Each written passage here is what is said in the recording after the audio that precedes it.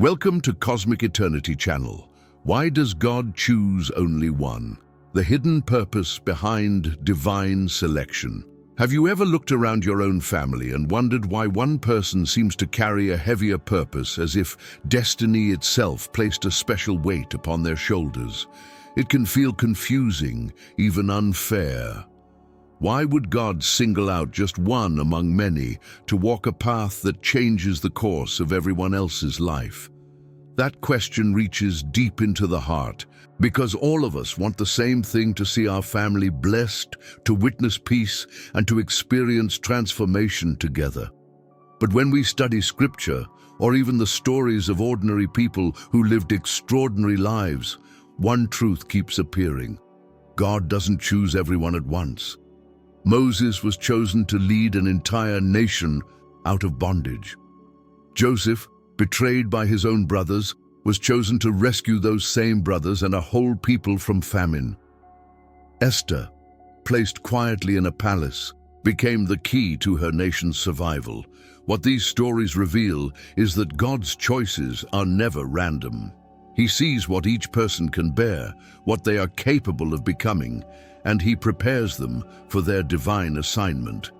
The chosen one in a family is not a sign of favoritism, but of strategy, because through one the blessing flows to many. Yet before anyone imagines that being chosen means living an easier life, there's something crucial to understand. Divine calling comes with weight. It's not comfort, it's responsibility. When God selects someone, He's saying, "I trust you to walk through storms, because through your endurance, others will find their way." And that's where the mystery begins. Why only one? Why not all? Why does the process seem uneven? The truth is that not everyone is ready at the same time. Each person grows in their own season. If everyone carried the same mission simultaneously, the purpose might collapse under confusion and pride. Think of God as a master gardener. He doesn't plant every seed on the same day. Each one is placed carefully in the right soil, in the right season, so that it can grow strong enough to bear fruit. That's how He works within families, shaping one life at a time until the entire garden flourishes. And here's the beauty of it: when God chooses someone, He's not rejecting the rest. He's opening a channel. The chosen one becomes a vessel through which the entire family can experience growth, healing, and restoration. Look again at Joseph. One man, misunderstood and mistreated, became the bridge that saved his family. Had all of them tried to lead at once, chaos might have replaced purpose. But one prepared heart, at the right time, made all the difference. That's why divine timing matters. God's plan is layered. Every decision, every delay, every struggle has purpose. What seems random is actually the unfolding of perfect order. And make no mistake, God doesn't always pick the strongest or the most capable. Often He chooses the ones who feel least ready, the ones He knows He can shape. Through pain, through rejection, through waiting, He molds character, endurance, and unwavering faith. The chosen one is not perfect. They are becoming. They are learning to trust, to lead, to love when it's hardest, and to stand firm when others doubt. And in doing so, they become a light not just for themselves, but for everyone connected to them. When one person in a family truly surrenders to God's purpose, that transformation ripples outward. Their faith becomes contagious. Their resilience becomes inspiration. Like dominoes, one act of obedience can set an entire household in motion toward hope. Joseph's forgiveness, Esther's courage, Moses' perseverance, none of these traits served them alone. Each choice affected a multitude, and that's what it means to be chosen, to carry a mission larger than your own comfort. It's easy to admire the glory of divine purpose, but few are ready for the cost. The chosen must walk through valleys others never see. They face rejection, testing, and moments of silence from heaven. But every hardship is shaping them into the person their family and their generation will one day thank God for. Because being chosen isn't about being exalted, It's about being entrusted. It's God whispering, "I'm placing something sacred in your hands, not for you alone, but for those who will follow." So if you feel like you're the one carrying more, waiting longer, or enduring deeper pain than others around you, it may be because you're being prepared. Not punished, but prepared. God never chooses without reason. He's writing a legacy through your life that others will one day step into. And when that moment comes, they'll see what you've known all along, that one person, fully surrendered, can change the destiny of an entire family. I truly believe that being chosen by God is not about privilege or superiority. It's about responsibility and purpose. When I think about how God works, I see that His plans are never random. Sometimes He singles out one person in a family, not to lift them above others, but to use them as a bridge for transformation. It's not easy to be that person. The chosen often carry more battles, more tests, and more pressure than anyone else realizes. But through those trials, God shapes their heart, builds their faith, and prepares them to influence others in ways they could never imagine. In my view, divine selection isn't about being the best, it's about being willing. God doesn't always choose the strongest. He chooses those who are open to being molded, even through pain and confusion. And I think that's what makes it so powerful. One obedient heart can shift the direction of an entire family. One act of faith can open doors for generations to come. To me, that's the beauty and the mystery of God's plan. He takes ordinary people and uses them for extraordinary purposes. So when I see someone going through a difficult process, I remind myself, maybe they're not being punished. Maybe they're being prepared. There are moments when a single decision, a single step of faith, changes not just one life, but an entire family.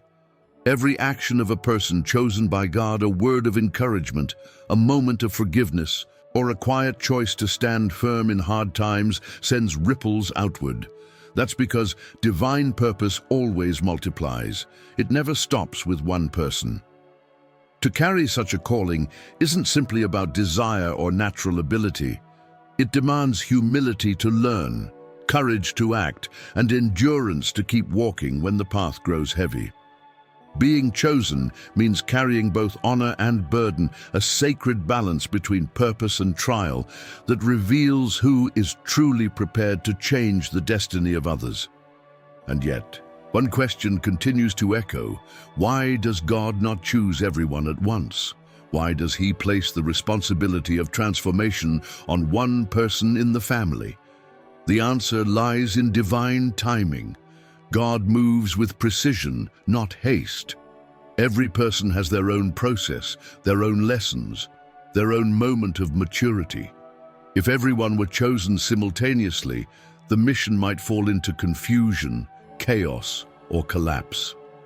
God doesn't just want something done, He wants it done with wisdom, strength, and faith. By choosing one, He gives the others a living example to follow. A chosen life becomes a living light, a visible reminder that faith works, that endurance pays off, that transformation is possible. Others watching begin to believe too. But timing is everything. The one who isn't chosen today may be prepared for something tomorrow. Divine delay is not rejection, it's construction. God sees potential that even we cannot see in ourselves. He calls each person when the heart is ready, not when the ego is eager. That's why patience is part of the preparation. Some are called to lead, others are called to sustain, to protect, to lift the chosen when they falter. Every role matters. Just as in a clock, each gear has its function. If one stops, the whole mechanism weakens. And so, when one is chosen, the rest are not cast aside. They are partners in God's design. Every act of prayer, every word of encouragement, every quiet deed strengthens the one carrying the mission. The story of Joseph proves this beautifully. His brothers, though unaware, played a role in the very plan they tried to destroy. Their betrayal sent him to Egypt, the exact place where destiny would unfold. God used every person, every action, even the painful ones, to fulfill his purpose. That truth teaches us something profound. Every life has purpose, even when it doesn't stand in the spotlight. The ones who support, who believe, who pray, they are the unseen pillars that hold up the chosen. God values the entire structure, not just the visible stone, and that's why comparison is a trap. We often think only the one in front matters most, but God measures differently. He sees faithfulness in the background, quiet obedience, and hidden strength. In his plan, no role is small. When we understand this, we begin to see divine order instead of divine favoritism. God's selection doesn't exclude, it connects. It turns individuals into instruments that build something greater than themselves. Then another question arises. Why that person? What makes them stand out before God? The answer isn't power or influence or talent, it's the heart. Faith and obedience are the invisible keys to divine selection. Faith means trusting when logic fails. Obedience means acting even when it costs something. Abraham embodied both. God told him to leave everything familiar, his home, his land, his family, and go to a place unknown. And he went without knowing the outcome. That's what true faith looks like, walking without a map, believing that every step is guided. God sees what others overlook, the willingness to believe and obey, even when it hurts. That's what makes someone ready to carry the weight of purpose. And faith, like any muscle, grows through testing. God allows time, trials, and silence to stretch and strengthen the soul. The chosen must learn to hear his voice above the noise, to act with conviction, and to remain faithful when the outcome is uncertain. Through that process, destiny begins to unfold, not only for the chosen, but for everyone connected to them. Because when one person fully surrenders to God's will, generations can change. This is why God's calling is never just about the present. He sees beyond the moment. He chooses with eternity in mind. Through one faithful life, he can rewrite family lines, end cycles of pain, and plant seeds of prosperity and peace for those yet to be born. Joseph's story shows this again. His suffering became the doorway to salvation for his entire lineage. What looked like tragedy became a turning point. And that's the essence of divine purpose transformation that outlives the person who started it. Often, that transformation doesn't appear through miracles, but through daily faith, through honesty, perseverance, and love. The chosen may change the world not by dramatic acts, but by quiet consistency, by living differently every day. Still, no chosen person walks alone. They need a circle of faith people who pray, support, and believe with them. When leadership is rooted in humility and courage, it multiplies impact. Every right decision, every act of kindness becomes a seed for future generations. In this way, the chosen one doesn't just influence the present, they build a legacy of faith, strength, and hope that continues long after they are gone. That is what makes God's plan extraordinary. His choice is never random. He raises one to awaken many. Through one life, he touches countless others, breaking old cycles and creating new beginnings. Being chosen is not a privilege without effort. It's a mission that demands endurance, wisdom, and surrender. But when that calling is embraced, its impact stretches far beyond what the chosen person could ever see. And even if you don't feel like the chosen one, your role still matters deeply. The encourager, the intercessor, the quiet believer, all are part of the divine design. Every prayer, every act of faith, every supportive word moves God's plan forward. So perhaps the real question is not whether you are chosen, but how you will respond to the part you've been given.